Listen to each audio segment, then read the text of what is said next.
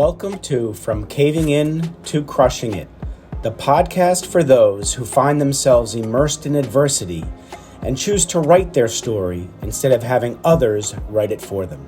I'm Drew Deraney, and I'm your host. David Price, good to see you.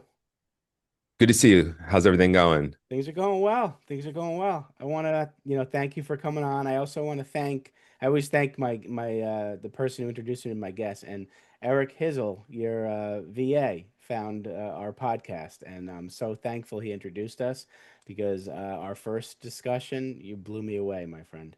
And for the people who are watching this on YouTube, he's got a Captain America shield in the back, and this guy is Captain America, so you're gonna love his story. Um, my audience knows I always start by saying that when we're young, we're taught that life is linear. It's not a malicious thinking. Our family, our friends, they want it to be that way for us. They want it to be that straight path. If we do A plus B plus C, D is going to happen. And for the most part, our lives are linear until they're not. Ultimately, an external circumstance is going to get in the way of one of those letters and derail that straight path to a more circuitous route. When that happens, that's when adversity rears its ugly head. And we have some choices. First, if we don't see it, we don't have a choice. But if we do see it, we have a choice of either retreating or moving forward. Now, with that philosophy, I believe there's three types of men out there. There's man number one who doesn't even see the adversity. He's got so many blind spots because he's living somebody else's life. He's just doing what other people told him to do. So he doesn't see the adversity. He figures that's just his life, and he doesn't make any changes. Then there's man number two, who does see the adversity, yet he says he's the victim. Everybody else is to blame. Life is doing it to him. That adversity is a barrier to change anything. So he doesn't believe he can change anything, so he doesn't. And the difference here is on his deathbed, he's got a ton of regrets. And there's man number three. The man number three is the man I have on this show. Man number three finally says, I'm sick and tired of being sick and tired, that this adversity is not a barrier, it's an opportunity to take massive action, do something different, and become a stronger man on the other side. And that's certainly David Price. So, David, I'm going to ask you to reach back as far as you need to for that defining moment, whether it was the tap on the shoulder, the whisper in the ear, or like what I needed, 2x4 upside my head, that kind of transformed you from the man you were, whether it was man one, two, or both, to the man you are today, and how that transformation impacted you personally and professionally. Yeah, absolutely. First off, man, appreciate all the kind words and definitely appreciate the opportunity to speak on your podcast. And, as you're saying that, I started thinking and, as far as defining moment, right? So there's a lot of learning through the journey and there's a lot of things that happen that, I feel like it like helps you level up. It's like you get through an experience and it helps you level up. But the one experience that has been the biggest blessing to me, which I'm glad I survived, and I'm not suggesting anyone goes through this, but I battled with a drug addiction for 20 years. And the reason why that was the most defining is because when you have something as bad as a drug addiction and things finally fall apart in your life, you're left with no choice but to like figure out like some help, like some way to change things drastically. And the reason I was able to use drugs for 20 years is because I didn't change things drastically, right? I just kept on tweaking or changing or just little stuff to kind of keep getting by, and I was able to for a while, but eventually drugs always wins. And I lost everything, and it was time to make a change. And I ended up in a 12-step meeting, and they said something, and it just really, really stuck with me. But it was like, your best thinking got you here. And when they said that, I'm like, I'm 33 years old, I believe, when I got clean, 33 years old. And when they said that, like, it just totally, totally clicked, because up until that moment that they said that, I'm thinking I got things under control. I'm thinking I know what I'm doing. Like, I think I know, but like, obviously if I knew, I wouldn't be sitting in that meeting. I wouldn't have lost everything. And I wouldn't have been struggling the way I was struggling. So it's one thing like understanding that, but like the next step for me from there was like, oh, it's okay to ask for help. Oh, I don't know. Oh, I can learn from other people. Oh, I should learn from other people. And that's what really changed for me. And then to like really cement that in, about a year clean, I found a Tony Robbins audio book, I think it was like Awakening the Giant, possibly. If I'm wrong, I apologize. It was a while ago, but mainly what he said was if you want to be successful at something, find someone else successful at that and model it. And what that did is get me from the 12 step help, right? A 12-step program, right? It's really a self-help program, but I'm going through a self-help program to not use drugs anymore and not tear apart my life with addiction. And that bridged the gap from like self-help not tear my life from it apart from addiction to self-help, like, hey, what else can I do with this? Like, Mhm. what else can I accomplish with my life? Because right now I'm at that point, I'm modeling people not to use, and I'm like, wait, what if I model people that are having success? Because I always wanted to be successful. So that right there was the big change that changed everything for me, because it gave me the ability to humble myself and ask for help, and actually receive the help and take action on that help. And I feel like that right there will change anyone's life, because most people, from coaching so many people, most people, they say they want the help, but they don't take it. Right. And if they do take it, they don't do the work. There's work you need to do when you take the help. And your story to me is unbelievable and amazing, because 20 years is a long time to be addicted, and you were still able to be relatively high functioning. I remember you told me because of what you were using, you were able to still be high functioning. People couldn't tell, right? Am I right with that? Yeah, so it's funny. So yes, one I was high functioning. I had jobs, I managed people, had 401k, car allowances, right? Kept very, very good jobs. Eventually, addiction would be bad, where I would come to work messed up and people would know, and they would let me go. But I would always end up getting a job at a competitor, because everyone just knew David got high, but he was a good worker. You could count on him, right? So like they just knew. So and that was it. So I was able to keep good, decent relationships and everything throughout most of my using, where usually people, what happens is the addiction takes control to where they, have to start stealing from people, lying, cheating, and all those things. And gratefully, it's funny. I say gratefully, like I was able to create a good living to support my habit for the majority of my addiction. But also, if I wasn't able to, then I probably would have hit rock bottom a lot faster, Okay. and Yeah. then maybe saved maybe got clean a decade early, and maybe I'll be a decade Mm, ahead. So that's the one thing, like, yeah. you know, I almost wish I had like that story where I was like 19, my whole life fell apart. I had to go to rehab. I understood I Right. sucked at using drugs and got clean at 19 instead of in my 30s. Right. Well, you know what? Better late than never, though. And and so at 33, you walk. Let's say you walk out of that meeting with that epiphany or that newfound understanding that you can ask for help. Do you recall what the first thing you did when you left that first meeting? It wasn't like it was actually in the meeting, right? Everyone was talking about you should do 90 meetings in 90 days. And I was like, okay, that sounds like it makes sense, right? So like that was really the first suggestion that I took. Okay. And for me, that changed everything, because and this isn't just in meetings, but I've seen it a lot, right? Because I went to a ton of meetings and seen a lot of people come in, they want to get clean, but what would happen is they would come to the meeting like once, and then they like would just go back to their regular life, like you don't see them again, right? Or they come once a week or once a month, or Right. once when they're hurting, or once when things Mm, aren't going right. hmm hmm And 90 meetings in 9 days, what that did is, one, it had me show up every single day to a meeting and make that a priority, right? So that was a priority. And I didn't have a vehicle at the time. So I had to, call someone, reach out to someone, get a ride in some way.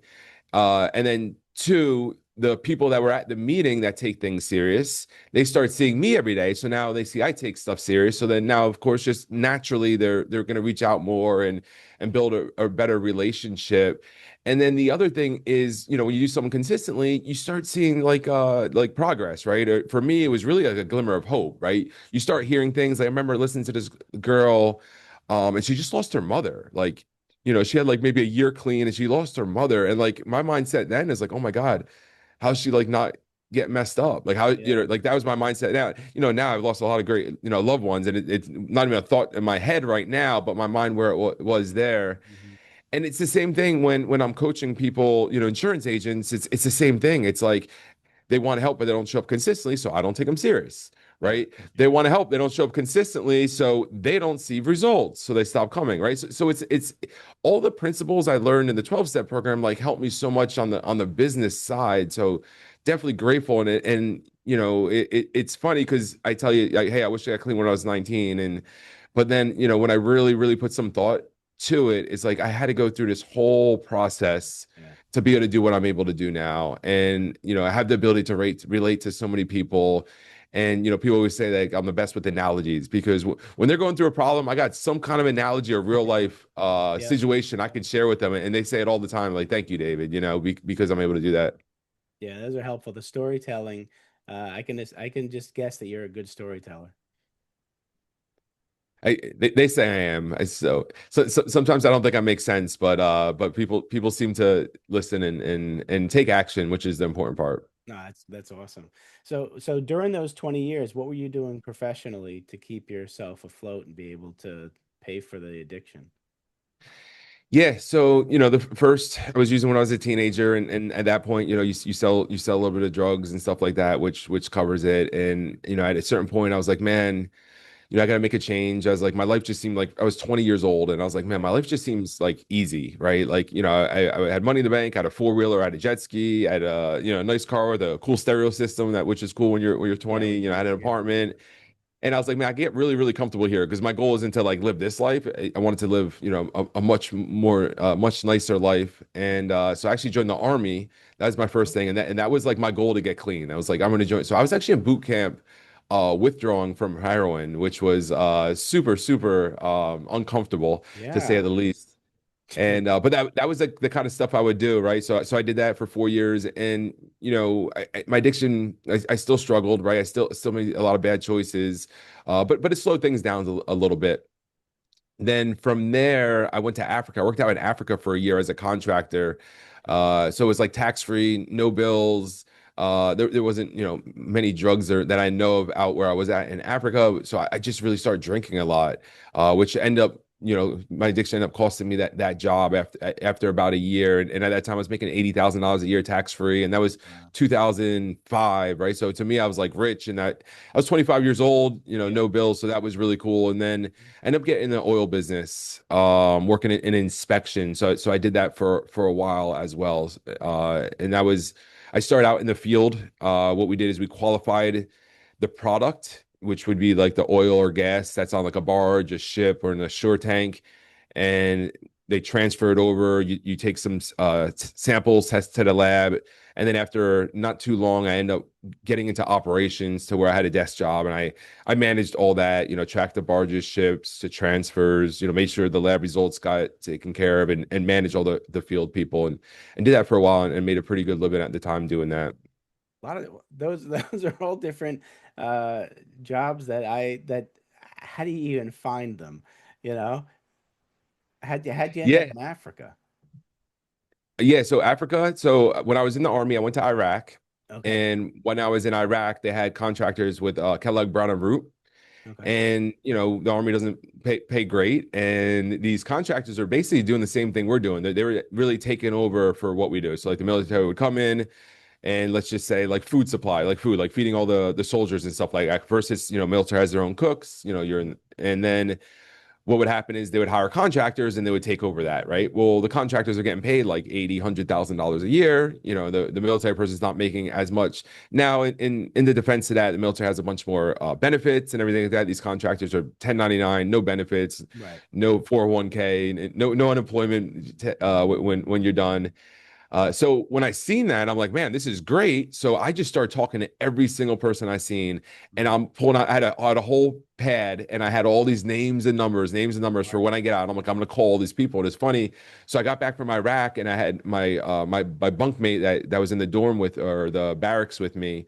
He was trying to get on with this company too. I was like, I got you, brother. And I handed him this notebook, and he just started calling through all these people, and then he ended up getting a job. I think his first job was in Iraq, and then he was able to transfer to Djibouti because Djibouti was a little bit nicer. Yeah. I wouldn't nicer is not the word, but Djibouti you could drink a little bit. Yeah. You could go out on town. It was a little bit more freedom. Iraq, obviously, like you're getting bombed all the time, and you can't go off base, which you probably don't want to go off base. Right.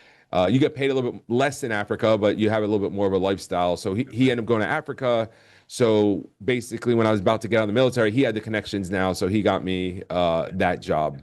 That's awesome. Wow. And then the oil, how'd you get the oil gig?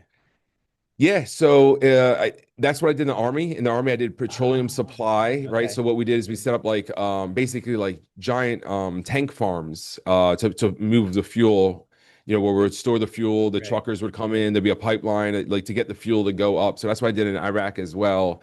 And actually, one of my friends was trying to get a job with this kid, and he was telling me like he's like, yeah, it's the greatest job, and he's telling me all about it. I was like, oh, I got experience doing that. Why don't you introduce me? And he actually gave me the job that he was trying to get because I actually had real experience in it. But they're looking for someone operations, but they wanted to make sure that the person knew how to do the field stuff first. And my model all the time was you start me anywhere. I don't care. Like Mm.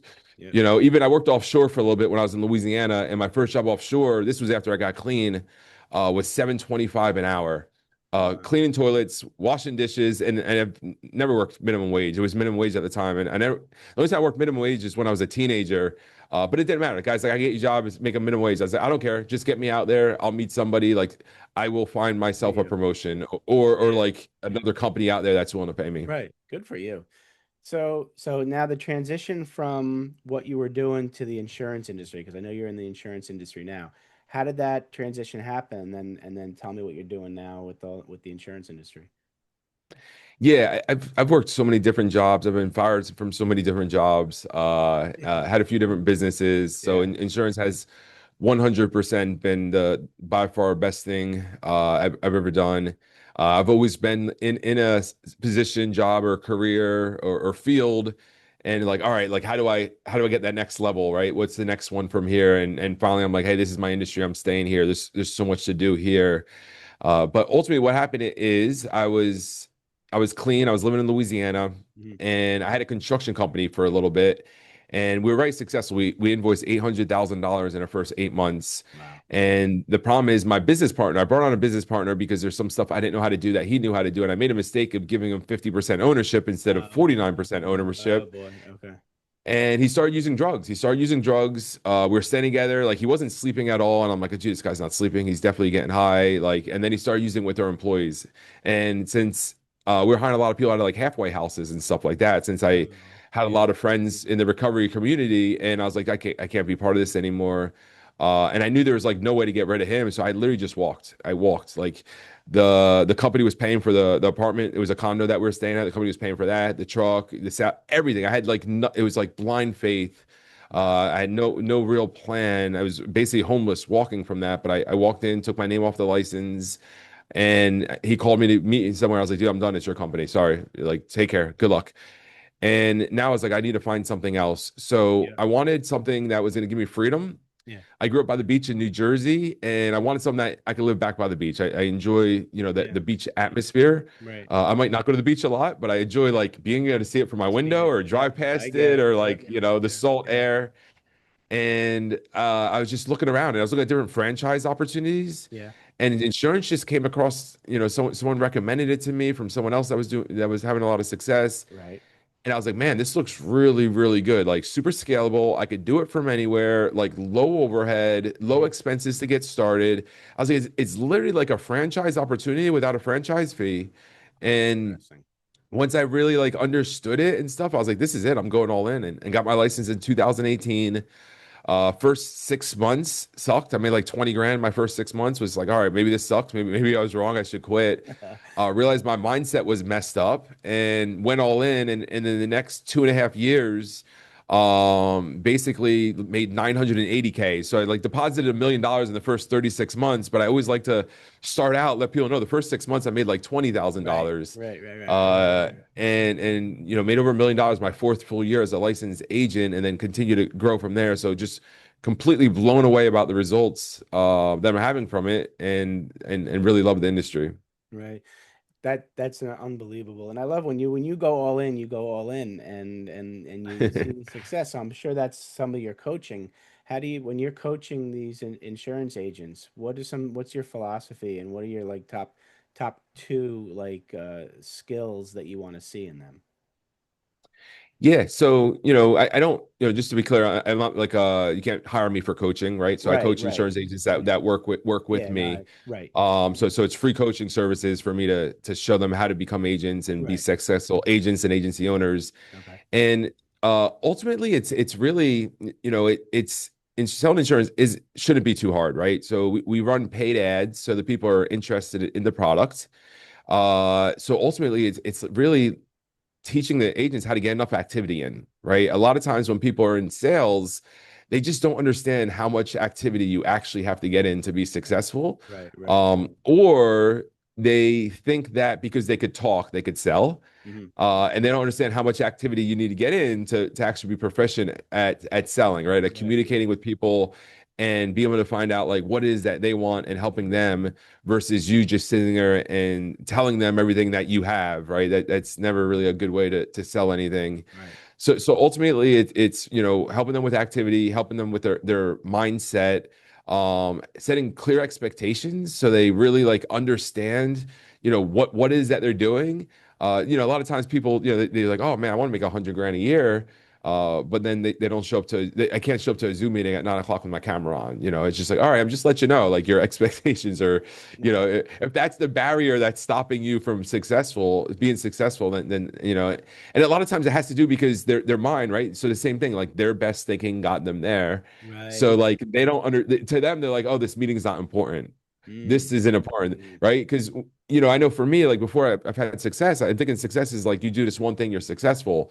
And it's like all these small little things you do over a right, consistent period of time. right. That's actually what causes the success. And everyone's looking for like that magic one thing you're gonna do. Right. No, that's a good point because and you get if you can do those celebrate those incremental steps, then you realize that it's not an overnight thing. A lot of people think the success is overnight for people. It's like, "Oh my God, he did that." Uh-uh. That's why we need to start teaching people that these each small step is a piece of the success. And nothing happens overnight. And I've been guilty of trying to find that magic pill. It's not out there, folks. It's certainly not out there. Tell me what one of the biggest client successes that you've had. Yeah, I have we have the easy ones, right? So like the ones that were just natural. So one housewife, never sold anything before, start with us, made 170 grand her first year, like Mhm. loved every minute and everything she was doing. But for me, I love the underdog story. So like Okay. that's a great story. So as far as the underdog story, I had a girl, single mom, and she just reached out to me. She actually knew me. We grew up together. And she's like, yeah, I just want to do what you're doing. And she was following me on social media. So she just kind of seen like my lifestyle, increasing or getting better.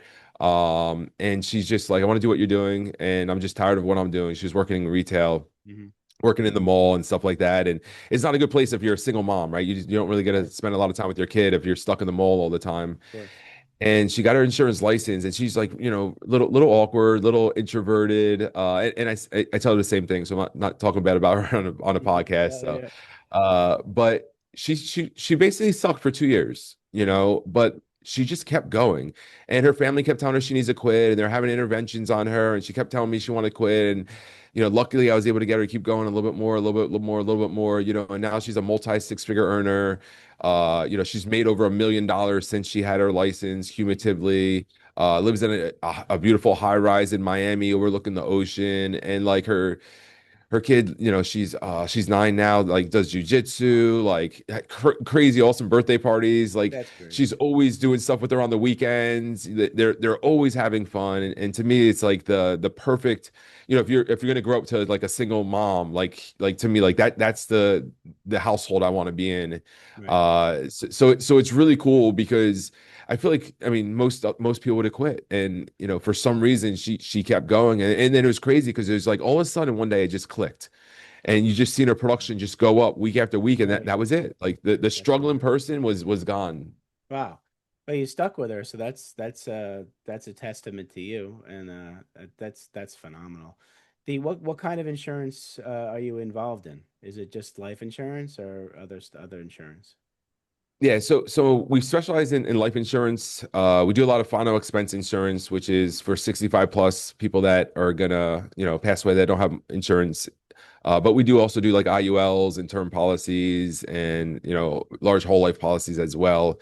We just recently launched a Medicare division and annuities as well. So that's pretty new. So it's coming along. But as far as life insurance, we help about 1,000 families a month right now. Okay. All right. Now, I love how you say you help about 1,000 families per month, and that's what you're doing. You are helping. There are people out there who are listening now who don't have life insurance. Can you explain to people the value of life insurance and what could happen negatively if you don't have it? I'm sure you've heard stories or been involved with people who didn't have the insurance. Yeah, of course. Yeah, I mean, we dealt with it all the time. Where people will fill out the form, and by the time we get in touch with them, they passed away. And then obviously we deal with death claims as well, and how grateful the family is that there's something in place. But no one wants to pay for insurance, it seems like, because it's something they don't get to use. But there's a couple ways to look at it. One, if you're the breadwinner, right, you, you really should, because there's definitely been a lot of times where someone passed away too young, and I'm sure we all know someone like that, Hmm. where they were living a good lifestyle. Let's say they're making 100, $200,000 a year. Just got a nice new house and all these bills, right, that come every single month. Like those bills don't stop because that person passed away. Yeah. So if you don't have something protecting that for your family, I mean, $100, $200 a month. I mean, it's really, especially if you get it when you're younger. I mean, it's Right. it's it's it's a no brainer. So that's super important. And then there's people that are older, right? That I mean, I do have money, but I also have a small policy just to cover my funeral costs because when I pass, like someone's going to be in shock. They may have a little hard time to, it might take some time to get to, my assets and my money. So I got something, just make sure it's there to cover the funeral costs. Because ultimately what you're trying to do is when you leave, you just want to leave the least amount of financial burden to the people that you love. And Hmm. that's to me, like that's what you're paying for. A lot of times people are like, oh, you only get like, let's say you get, $100 a month gets you $100,000 policy. Hmm. It's like, no. $100 a month gets you peace of mind, knowing that when you pass, Hmm. your family's got something to work with while they're mourning your death and trying to figure out how they're going to move forward.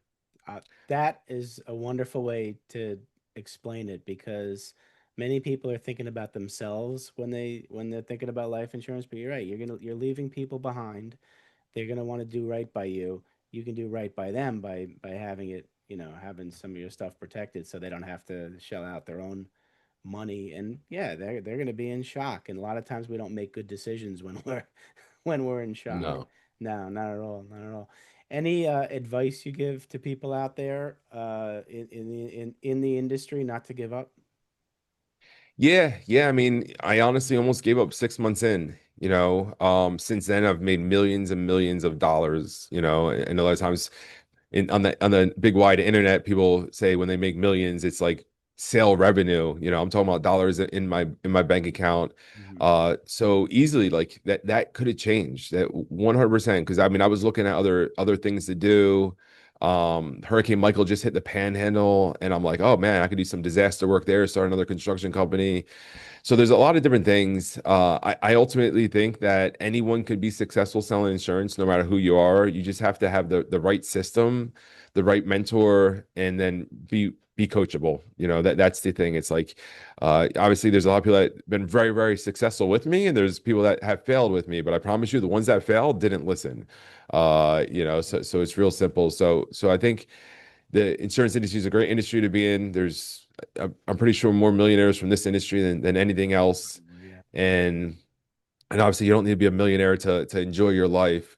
But it just shows that it's a hack. And if you're failing, look internally first and Mm, see what it is that you're not doing. right. And then just make sure that you're in a system that you're willing to follow. And if you're not willing to follow, then just find another system in the industry that you're willing to follow. Great advice. Great advice. So, audience, you certainly have captured the essence of David Price, and you're going to want to get in touch with him. So, social media is probably the best way to get in touch with David, and his handle is David Price Official. You'll see that on Facebook, Instagram, and LinkedIn. Easy to find. Definitely a gentleman worth speaking with. Just, I mean, just for me, just the conversation, but in addition to the insurance stuff, he could help you with. Um, I got two final questions for you, David. The first one is my favorite that I ask every guest, and you're sitting with 7 to 10-year-old David, and you want to give him advice about life. What are you going to tell him? You know, the thing I fell short with the most in my life was not taking school seriously and not taking time serious, right? So like, the message I would want to get across, and I probably have to say more than knowledge is power and don't waste your time. I'd probably have to explain that to myself. But the person that knows the most wins, and the person that utilizes their time the best wins, right? So, and the biggest example I think about that is like, in school, like we sat in school for hours a day, 5 days a week for years. And for me, like I was just in a daze, like just waiting for the bell, right? Just waiting for the next class and, not really studying and winging it on tests and stuff. And like, not saying I might have been into that class or into school, but like if I'm there, I might as well take advantage and learn what I could learn, right? And that just goes with like a really basic principle, but that's life too. If you're just sitting on the couch and watching TV all day long, like what are you? Oh, I watch the History Channel. Like, come on, you're not really learning that much stuff, right? Right. So yeah, so I wish I took learning because when I look at a lot of like really successful entrepreneurs Yeah. that I follow, that I respect in the insurance industry and out. They were really, really good students, Mm. and for me to have the success I'm having and not be a really, really good student, like it makes me wonder what would happen if I had like that skill that they had where, that grind of learning. Right. I love the advice of if you're there already, you may as well take advantage of it. Right. Yeah, that's the biggest thing. So that's the time part, right? That's Yeah. to take advantage of your time. Like, Sure. like Sure. so like now every day it's like, all right, I look at my calendar in the morning. I'm like, all right, what spots can I fill? How can I take advantage? Like when I have a break, like make sure it's not a break. Like, all right, what am I going to utilize this time with? So I'm trying Right. to use as much time as I can because that's the one thing we can't make more of yet. No, this is true. But yeah, and also learning when your body needs a break is also valuable. So even taking that time to rest your body and your mind helps you get recharged and refreshed. So that to me is not a waste of time. But some people do it too much, like sit on the couch and watch the History Channel, like you said. Yeah. Oh my Yeah, God. absolutely. So I schedule that too. So like I go to bed at 8 o'clock, non-negotiable, right? So Okay. like that's and I wanted to work some more. I want to do some more, you know what I mean? But like to me, like that's the make sure my body knows exactly when it's gonna go to sleep Hmm. and get the proper rest. On the weekends, I usually watch like half a movie Friday, half a movie Saturday, half a movie Sunday. Basically, I get like an hour in. So yeah. But yeah, understand those relaxed times when you do need those relaxed times. What it's going to be, and obviously, don't make it don't make it a relaxed week or month, right? So yeah, no, Right. definitely, be like in like two modes, like production mode, like this is where I'm Mm. producing, Okay. Okay. or I'm in relaxation mode, Okay. and Yeah. learning to celebrate. That's why I love going to the movie theater. Yeah. I haven't gotten in a while, but I'm like, I need to go to the movie. Like, I feel like I need to because like you don't use your phone in the movie theater. That's You're true. not you're That's right. true. So like because Yeah. that's what happens Yeah. sometimes. I'll be watching a movie, I check my Yeah. phone, and all of a sudden Yeah. I'm working in some capacity. But the Yeah. movie theater You're that missing doesn't the movie. happen. Yeah. That's a good So a point. lot of times I Yeah. usually get some really good sleep in the movie theater. There So you go. I love that. Love it. All right. Last question. Now you're sitting down with young David, the young entrepreneur, young businessman, and what advice are you going to give him? the biggest and my entrepreneur journey has been pretty awesome. And I think about the first thing that I did, which I had a landscape business. And you know, eh, what I would do is I would cut the grass in a neighborhood, and then I would like go to the next one. And I might only have 4 or 5 yards to do that day, and then that was it. That was the day. And knowing what I know now about business, like it would have looked like me cutting the grass and knocking on every single neighbor's door up and down the streets and having conversations with people, even offering to cut their grass for free. Like, Mm, hey, listen, I'll cut your grass for free today, right? And like because if you want to run a business, like it's going to be how many people you talk to, Yeah. in a day, in a week, in a month. Hmm. And what I was doing, I was just like rushing to get home. Like I wasn't treating it like a business. I see. So now getting into insurance, what really changed for me and what showed me is a lead system where you get new leads every single week. So it's like you have people to talk to every single week. Got it. And then once like you look at that, like that's the work to do, right? And like once you have that, then you know how to make sales because you're just trying to get 5 new presentations every single day, right? Right. So a lot of times people want to be business owners, but they don't realize like, listen, whatever your product or service is, Mhm. figure out how to get in front of 5 people every single day and tell them what you're doing. Do that consistently, 5, 6 days a week. Do that for 5 years. Like you got a business. Yeah, you got I right. don't care what it Absolutely. is. Absolutely. No, that's good advice. Get in front of 5 people a day, 5 different people a day. They're awesome. Great stuff, David. You impressed me again in our second discussion. So thank you very much. I want to thank you for coming on. Thanks for coming into my life, my friend. Thanks for being who you are because you didn't have to share your story, and there's somebody out there who needed to hear this, and I appreciate you for that. Thank you, Drew. I really appreciate it. I appreciate the opportunity. Absolutely. Everybody out there, please take care of yourselves. Thanks so much for listening. If you enjoyed the episode, please subscribe and give us a review to help others find it. I'd like you to answer this question. Are you living the life you want to live, or are you living the life others want you to live? I'd like you to think about that for a second, because I strongly suggest you live the life you want to live. If you want to learn more about what I stand for and my services and how I'm able to help many men get out of their own way, please go to my website at www.profitcompassion.com. Feel free to also email me at drew@profitcompassion.com. I'd love to have a conversation with you. Take care of yourself and choose to write your own story instead of letting others write it for you.